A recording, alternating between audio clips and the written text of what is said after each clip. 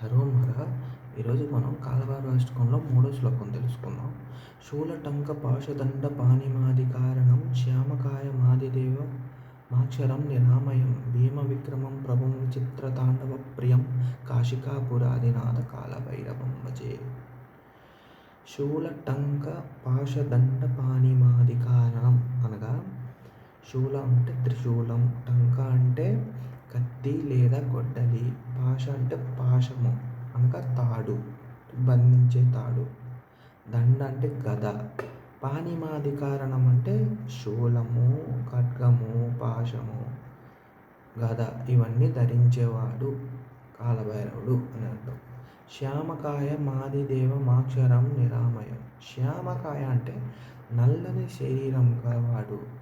ఇక్కడ శ్యామ అంటే మనం నలుపనే కాదు, డార్క్ బ్లూ కూడా మనం అంటే గా డార్క్ బ్లూను కూడా మనం కన్సిడర్ చేసుకోవచ్చు.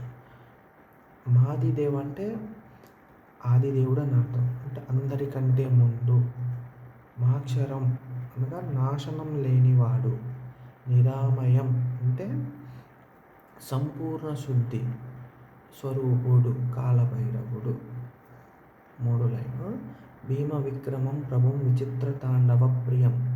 భీమ విక్రమం అంటే భయంకరమైన పరాక్రమం కలిగినవాడు పరమేశ్వరుడు.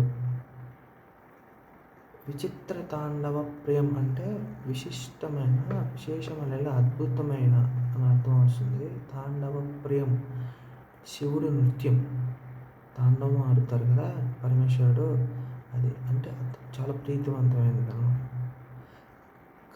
కాశికాపురాదినాథ కాలభైరవం భజ అంటే కాశీకి అధిపతి అయిన